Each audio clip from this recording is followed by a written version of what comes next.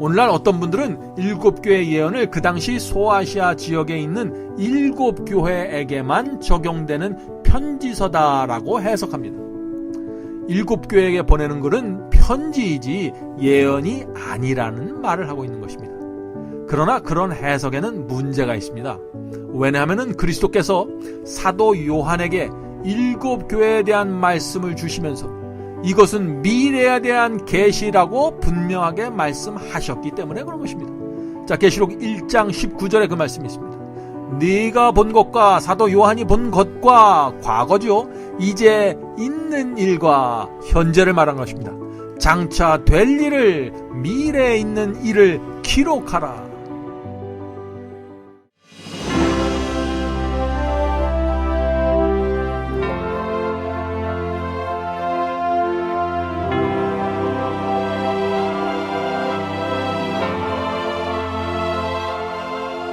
안녕하십니까?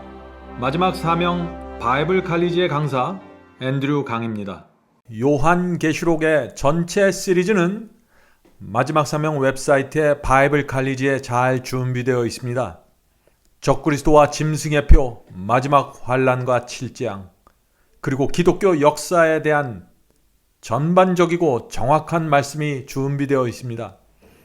성도 여러분, 이번 기회에 꼭 저희 사이트에 오셔서 전체 강의를 들어보시기를 제가 부탁드립니다. 오늘은 계시록 1장 말씀을 살펴보겠습니다. 기도하겠습니다. 하늘에 계신 아버지, 요한계시록을 통해서 하나님을 만날 수 있도록 축복해 주시옵소서. 2000년 전에 주신 하나님의 예언이 이번 계시록 연구를 통해서 다시 살아나서 저희 마음을 움직이고 저희가 가야 할 길을 정할 수 있도록 도와주시옵소서. 하늘에서 세워진 구원의 계획이 이 땅에서 이루어질 때 저희가 그것을 알아보고 따라갈 수 있도록 인도해 주시옵소서. 저희가 요한계시록을 공부할 때 저희 마음을 열어주셔서 하늘에 속한 비밀을 알 수 있도록 축복해 주시옵소서. 성령을 보내주셔서 저희를 진리로 인도해 주시기를 예수 그리스도의 이름으로 간절히 기도드립니다. 아멘. 요한계시록 1장 4절입니다. 요한은 아시아에 있는 7교회에 편지하노니. 요한계시록은 소아시아 지역에 있던, 지금의 터키 지역에 있던 7교회에게 준 편지였습니다. 7교회는 사도 요한이 밤모섬에 끌려오기 전에 봉사하던 그 지역의 교회들이었습니다. 7교회들에게 전해진 그 요한계시록이 다시 인근 지역과 유럽으로 전파되었고, 그것이 중세기 종교 암흑시대를 통해서 전해져 내려오다가 지금 우리 손까지 들어오게 된 것입니다.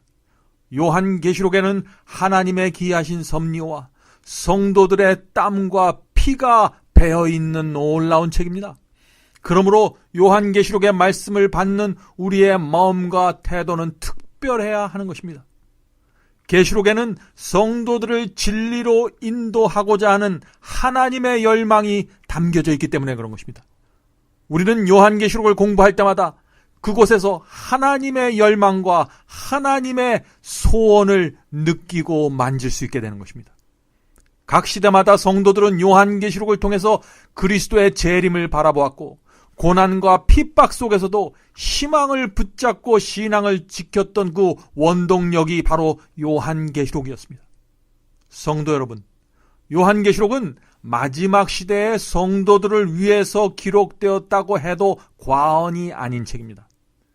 요한계시록을 우리가 공부하면은 지구 역사의 마지막을 살아가는 여러분과 저를 위한 기별로 가득 차 있다는 사실을 우리가 발견하게 됩니다. 자, 이제 4절부터 7절까지 보겠습니다. 요한은 그리스도의 재강림에 대한 약속을 말하고 있습니다.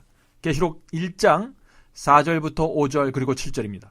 요한은 아시아에 있는 7교회에게 편지하노니 이제도 계시고 전에도 계시고 장차 오실 이와 그 보좌 앞에 7 영과 또 충성된 증인으로 죽은 자들 가운데 먼저 나시고 땅의 임금들의 머리가 되신 예수 그리스도로 말미암아 은혜와 평강이 너희에게 있기를 원하노라.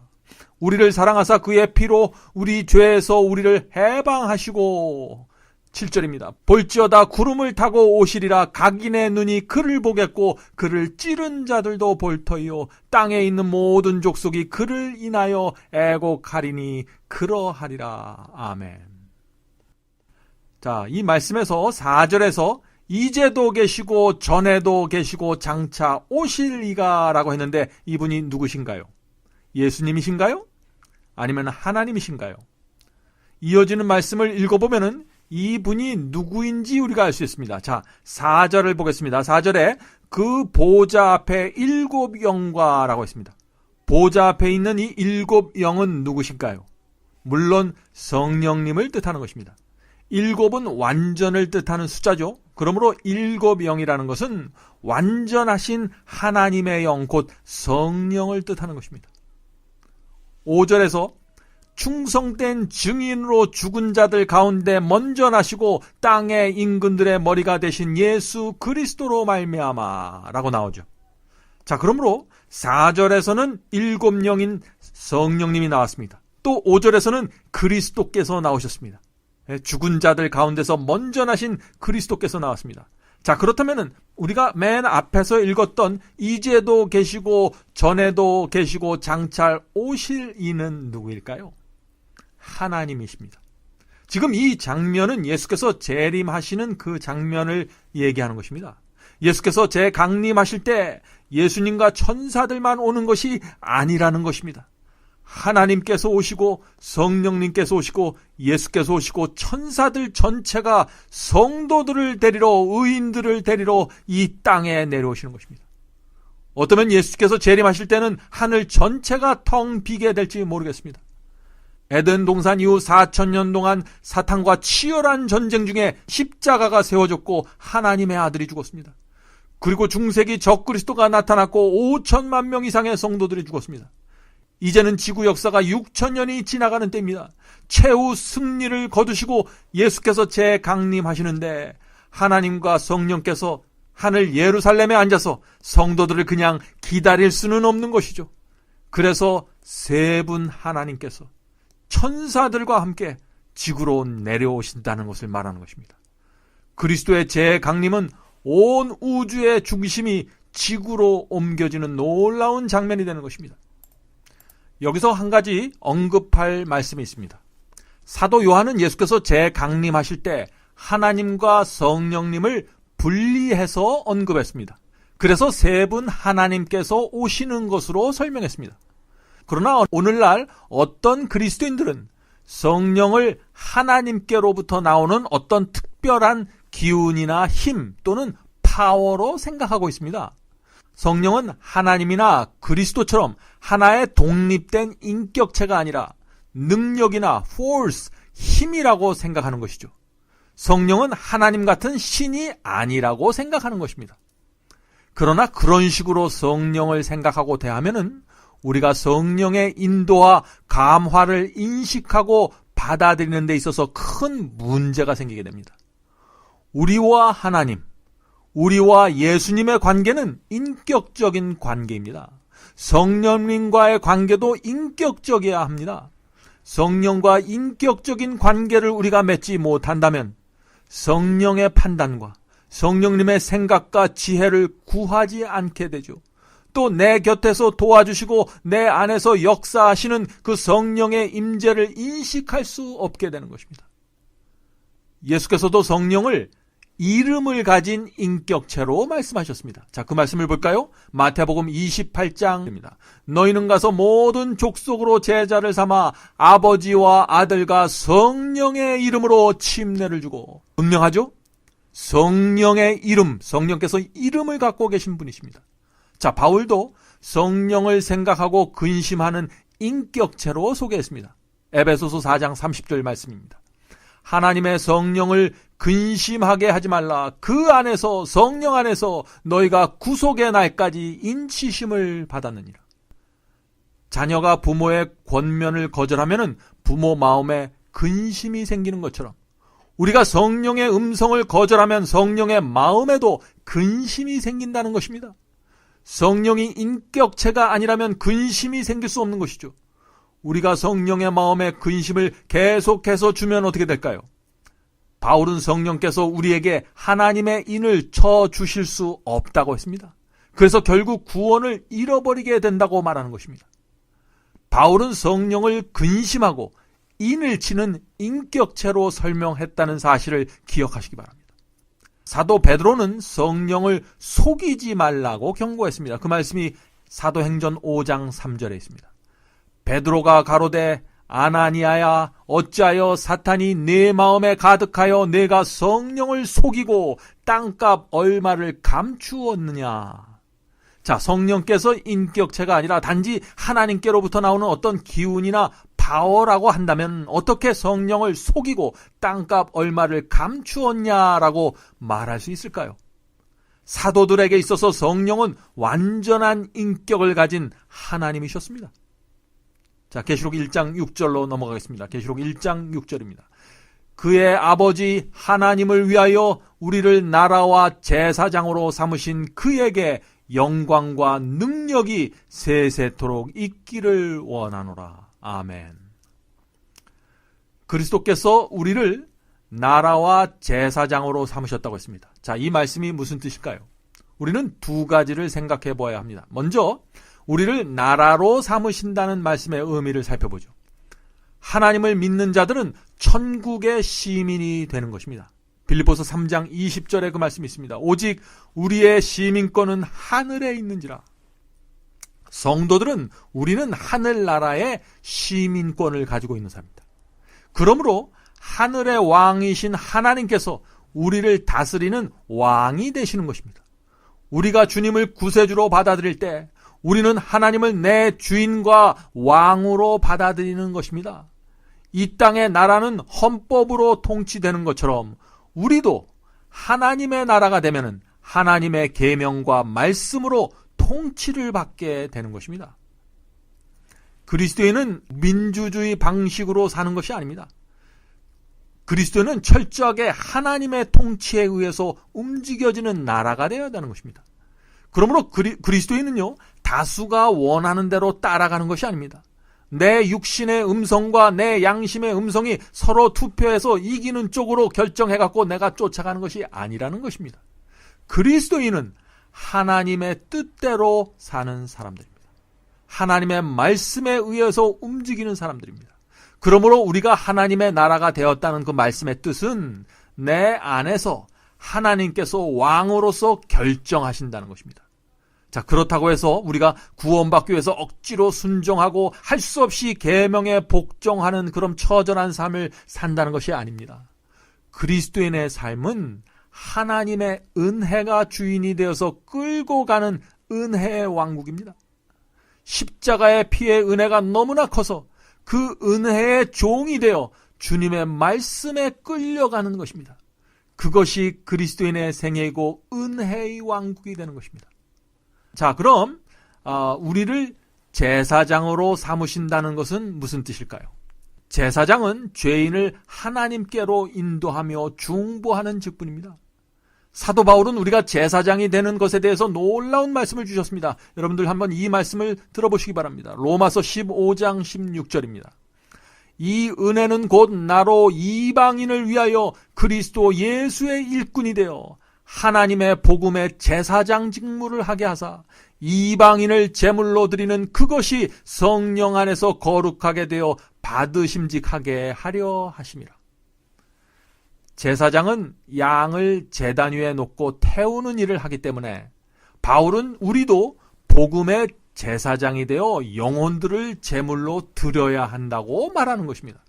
성도 여러분, 바울이 생각하는 제사장의 직분은 잃어버린 영혼을 찾아서 성소의 제단의 제물로 바치는 것을 말하는 것입니다.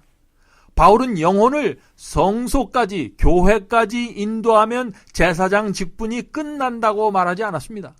바울은 영혼을 제단 위에 바쳐야 한다고 말했습니다. 왜 영혼을 제물로 바치는 그 지점까지 인도해야만 할까요?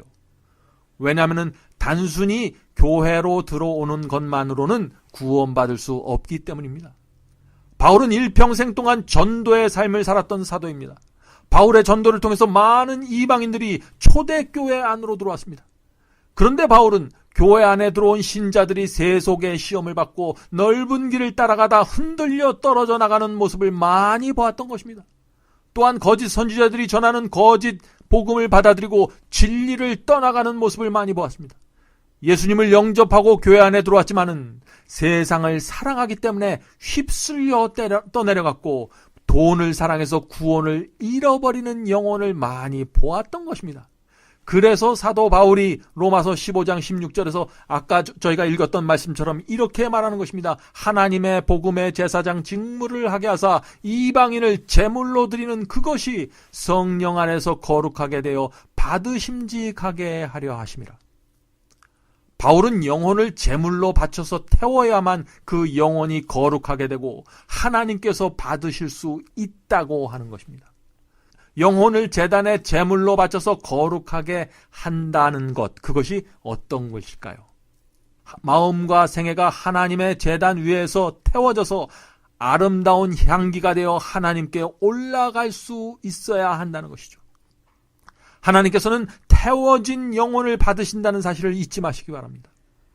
전도는 우리가 복음의 제사장직을 한다는 그 전도는 말씀과 내 경험을 함께 전하는 것입니다. 그러므로 내 경험이 흔들려 있으면 정확한 복음을 전달할 수 없게 되는 것입니다.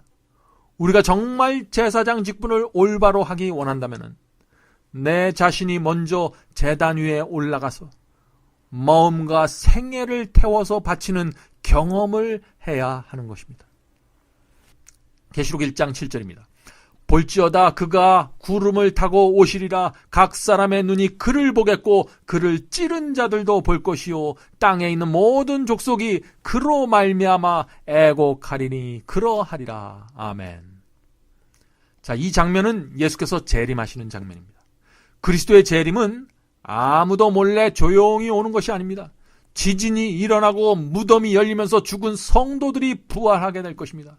그리스도의 재림은 전 세계적인 장면이기 때문에 각 사람의 눈이 예수님을 보게 될 것이라고 사도 요한은 말했던 것입니다. 성경에서 예수 그리스도의 재림에 대한 예언은 초림에 대한 예언보다 8배나 더 많습니다. 예수께서는 구약 성경에 기록된 예언을 따라서 이 땅에 정확한 때에 오셨습니다. 그 예언의 말씀대로 나사렛에서 사셨습니다. 그리고 십자가에서 돌아가셨고 3일 만에 부활해서 승천하셨습니다. 이런 예수님의 모든 사역은 다니엘서 9장에 나오는 70주일 예언에서 그대로 이루어졌습니다.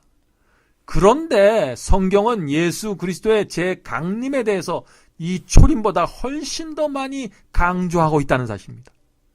그리스도의 재림은 성경의 예언 중에서 가장 확실한 예언입니다. 요한계시록은 바로 이 그리스도의 재강림의 모든 초점을 맞추고 마지막 시대의 성도들이 그것을 위해서 준비할 수 있도록 기록한 책이라는 사실을 우리가 보게 될 것입니다. 요한계시록 1장 10절 11절입니다. 주의 날에 내가 성령에 감동되어 내 뒤에서 나는 나팔 소리 같은 큰 음성을, 예수님의 음성을 들으니 가로되 너 보는 것을 책에 써서 에베소, 서모나, 버가모, 두아디라, 사데, 빌라델베아, 라오디게아 7 교회에 보내라 하시기로. 요한계시록은 그 당시 로마 제국의 영토였던 소아시아에 실제로 존재했던 7 교회에게 보냈던 편지입니다. 밤모섬에 유배당한 백발로인 요한의 마음은 7 교회들에 대한 염려로 가득 차 있었습니다. 그때 성령께서 그의 마음을 감동시켰고 뒤에서 들려오는 예수님의 음성을 듣게 된 것입니다. 사도 요한은 예수께서 하늘로 승천하신 이후에 한 번도 예수님을 만나지 못했는데 60년이라는 긴 세월이 지난 후에 예수께서 지금 요한을 방문하신 것입니다. 그때 요한에게 보여주신 첫 번째 계시가 7 교회 예언입니다. 계시록 1장 12절부터 16절 말씀 보겠습니다. 몸을 돌이켜 나더러 말한 음성을 알아보려고 하여 돌이킬 때 7 금촛대를 보았는데, 자, 지금 요한은 계시 중에 금촛대를 보았다고 했습니다. 자, 금촛대가 성소의 어디에 있는 것인가요? 성소 첫째 칸에 있습니다. 요한은 계시를 통해서 하늘 성소의 첫째 칸에 계신 그리스도를 지금 본 것입니다. 13절 읽겠습니다. 촛대 사이에 인자 같은 이가 발에 끌리는 옷을 입고 가슴에 금띠를 띠고, 자, 이 모습은 예수께서 대제사장의 예복을 입으시고 하늘 성소에서 중보하시는 사역하시는 모습이죠. 자, 14절입니다. 그 머리와 털의 희기가 흰 양털 같고 눈 같으며 그의 눈은 불꽃 같고 그의 발은 풀무에 단련된 빛난 주석 같고 그의 음성은 많은 물소리와 같으며 그 오른손에 7별이 있고, 자, 예수님의 오른손에 7별이 있다고 그랬습니다. 7별이 누구일까요? 우리가 이것은 20절에서 그 뜻을 살펴보도록 하겠습니다. 그 입에서 좌우에 날선 검이 나오고 그 얼굴은 해가 힘있게 비추는 것 같더라. 자, 이제 계시록 1장 마지막 부분으로 넘어가면은 우리가 앞에서 읽었던 이 말씀의 내용이 좀 더 분명해집니다. 계시록 1장 18절부터 20절입니다. 그가 예수님이죠. 예수님께서 오른손을 내게 얹고 요한에게 얹고 가라사대 두려워 말라. 이 장면을 여러분 상상해 보시기 바랍니다. 모든 제자들과 사도들이 죽었습니다. 지금 요한 홀로 황량한 돌섬 유배지에 외롭게 남았습니다. 그런데 60년 만에 예수께서 영광 중에 나타나셔서 요한에게 손을 얹고 두려워 말라고 말씀하시는 것입니다. 그 한마디의 말씀이 한평생 동안 외롭게 주를 섬긴 요한에게 얼마나 큰 위로가 되었을까요? 그때 요한의 감격이 어떠했을까요? 계속해서 읽겠습니다. 가라사대 두려워 말라. 나는 처음이요 나중이니 곧 산자라. 내가 전에 죽었었노라 하는 것은 십자가를 얘기하는 것이죠. 그러나 볼지어다 이제 세세토록 살아있어 사망과 음부의 열쇠를 가졌노니. 예수께서 다시 생명과 죽음을 주관하는 창조주의 위치에 오르셨다는 말씀이죠. 예수께서는 더 이상 인간에게 모욕당하고 조롱받는 존재가 아니라는 것입니다.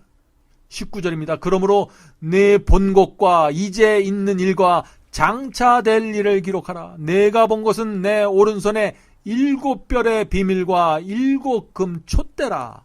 7별은 7 교회의 사자요. 자, 7교회의 사자라는 것은 기별자를 얘기하는 것입니다. 말씀을 전달하는 사람입니다. 7 촛대는 7 교회니라.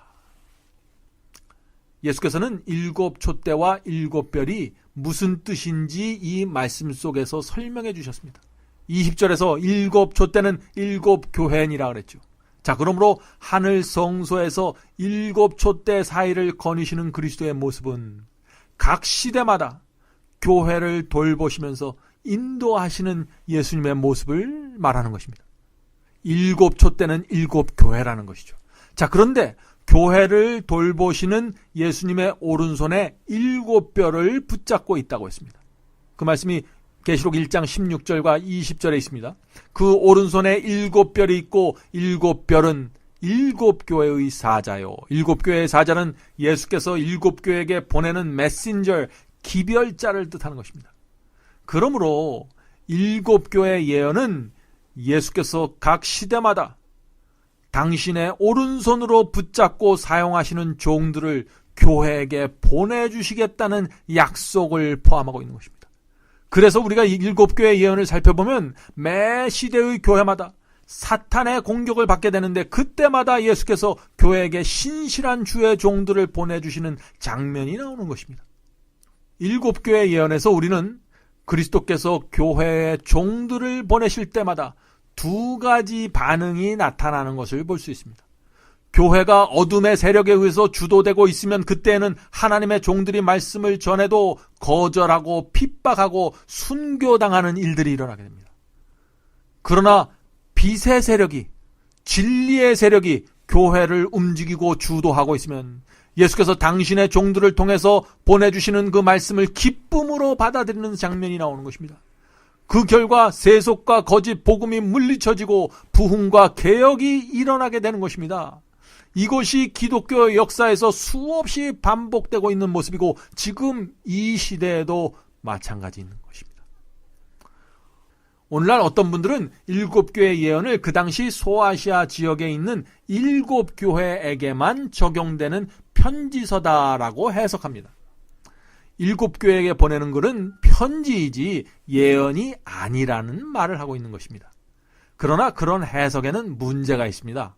왜냐하면 그리스도께서 사도 요한에게 일곱 교회에 대한 말씀을 주시면서 이것은 미래에 대한 계시라고 분명하게 말씀하셨기 때문에 그런 것입니다. 자, 계시록 1장 19절에 그 말씀이 있습니다. 네가 본 것과 사도 요한이 본 것과 과거죠. 이제 있는 일과 현재를 말한 것입니다. 장차 될 일을, 미래에 있는 일을 기록하라. 그러므로 이 일곱 교회에 대한 말씀은 그 당시에 있는 일곱 교회에게도 적용되지만은 앞으로 일어나는 사도시대부터 예수께서 다시 오시는 그 재림 때까지 기독교회가 끊임없이 사탄의 도전과 공격을 받으면서 진리를 붙잡고 걸어나가는 과정을 보여주는 예언입니다. 그 과정을 7개의 시대로 나누어서 보여주는 예언입니다. 다니엘서 2장에서 하나님께서는 4개의 금속으로 된 신상을 통해서 세상 끝까지 나타나는 제국들의 순서를 보여주셨죠. 7교회의 예언도 마찬가지입니다. 사도시대부터 세상 끝까지 7개의 교회 시대로 나누어서 빛과 어둠의 투쟁을 보여주시는 것입니다. 오늘날 대다수의 성경학자들도 7교회에 대해서 동일한 견해를 갖고 있습니다. 자, 우리 그 견해를 한번 살펴볼까요?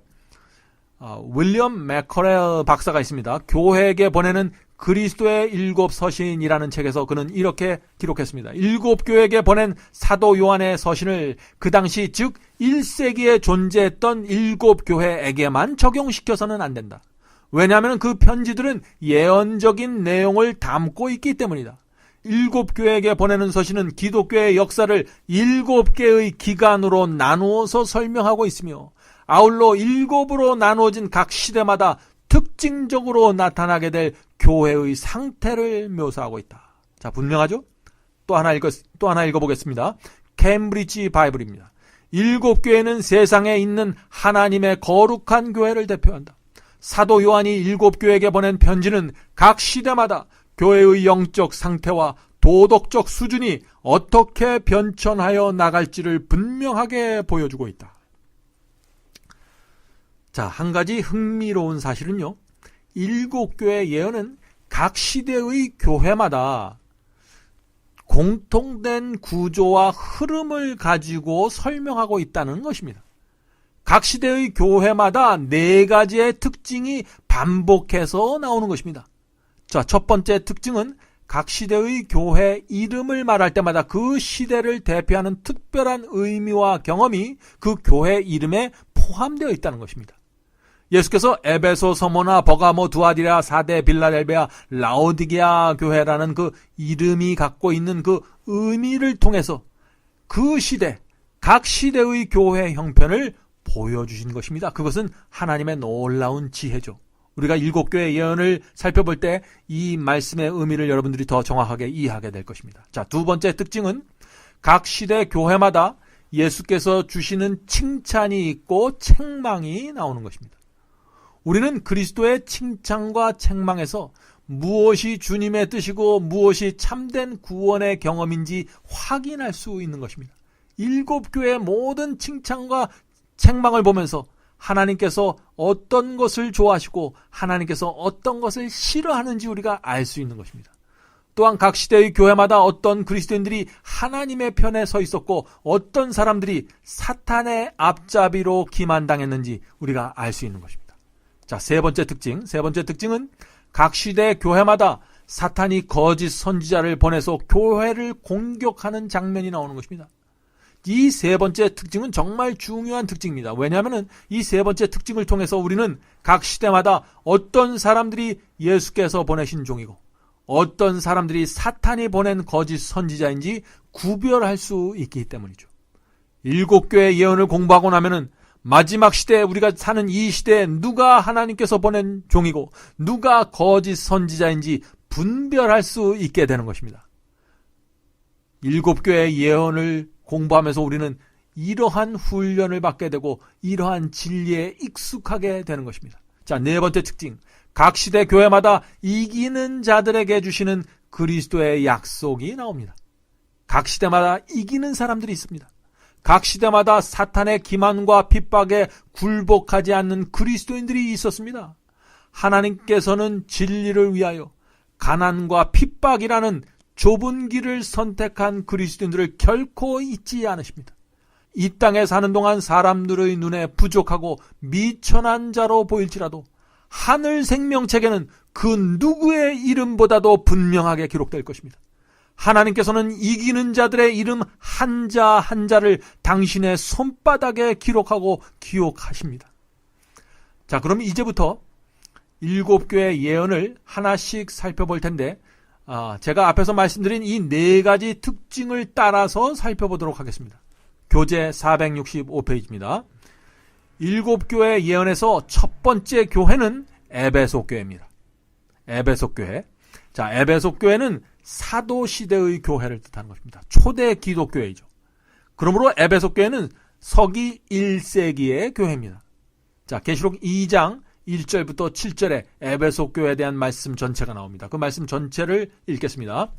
에베소 교회의 사자에게 편지하기를 오른손에 7뼈를 붙잡고 7 금초대 사이에 다니시는 이가 가라사대. 자, 예수께서 7 금초대 사이 성소에서 왔다 갔다 하시면서 교회를 돌보시는 모습이죠. 이 말씀 다음부터 에베소 교회에 대한 예수님의 칭찬이 이어집니다. 자, 어떤 칭찬이 나오는지 한번 보죠. 내가 네 행위와 수고와 네 인내를 알고 또 악한 자들을 용납지 아니한 것과 자칭 사도라 하되 아닌 자들을 시험하여 그 거짓된 것을 내가 드러낸 것과 또 내가 참고 내 이름을 위하여 견디고 게으르지 아니한 것을 아노라. 그러나 너를 책망할 것이 있나니. 자, 책망의 말씀이 또 나오죠. 너의 처음 사랑을 버렸느니라. 그러므로 어디서 떨어진 것을 생각하고 회개하여 처음 행위를 가지라. 만일 그리하지 아니하고 회개치 아니하면 내가 내게 임하여 내 촛대를 그 자리에서 옮기리라. 오직 내게 이것이 있으니 내가 니골라당 행위를 미워하는도다. 자, 니골라당이 나옵니다. 이것이 에베소 교회를 향한 사탄의 공격이었습니다. 계속 읽겠습니다. 나도 이것을 미워하노라. 귀 있는 자는 성령이 교회들에게 하시는 말씀을 들을지어다. 7교회 예언 맨 끝에는 항상 그 시대의 성도들에게 주시는 예수님의 약속이 나옵니다. 계속 읽어보죠. 이기는 그에게는 내가 하나님의 낙원에 있는 생명나무의 과실을 주어 먹게 하리라. 자, 먼저 에베소라는 그 이름의 뜻을 살펴보겠습니다. 이 에베소 교회에서 이 에베소라는 이름은 바람직한, 흠모할 만한 이라는 뜻을 가지고 있습니다. 이 이름이 의미하는 것처럼 에베소 교회는 사도행전에 나오는 오순절 성령이 퍼부어진 교회였습니다. 신약 성경을 기록했던 교회였습니다. 그 교회 교인들은 제자들과 사도들이 가진 신앙을 실제로 목격했던 교회입니다. 그들은 진리를 알았을 뿐 아니라 진리를 가진 사람이 어떤 모습으로 살아가는지 실제로 보았던 교회였습니다. 그래서 온갖 오류와 거짓 복음으로부터 보호받을 수 있었던 것입니다. 에베소 교회는 순결했고 진리에 불타는 사랑을 가지고 있었습니다. 그러므로 에베소 교회는 정말 바람직하고 흠모할 만한 교회였습니다. 사랑하는 성도 여러분, 마지막 시대에도 복음이 땅끝까지 전파되기 위해서는 큰 성령의 역사가 있어야 합니다. 마지막 때에도 제2의 오순절과 같은 성령의 역사가 반드시 나타나게 될 것입니다. 복음 사업의 시작과 끝에는 반드시 큰 성령의 역사가 있어야 하는 것입니다. 신명기 11장 14절 읽겠습니다. 여호와께서 너희 땅에 이른 비 늦은 비를 적당한 때에 내리시리니 너희가 곡식과 포도주와 기름을 얻을 것이요. 이른 비는 씨를 뿌리고 싹을 틀 수 있기 위해서 필요한 비이고, 늦은 비는 열매가 결실을 맺고 추수하기 위해서 꼭 필요한 비가 되는 것입니다. 성령의 역사에도 이른 비가 있고 늦은 비가 있는 것입니다. 이른 비는 복음의 씨를 뿌리고 파종할 때 필요한 성령의 역사입니다. 그래서 사도시대에 오순절 성령이라는 이른 비의 역사가 있었던 것입니다.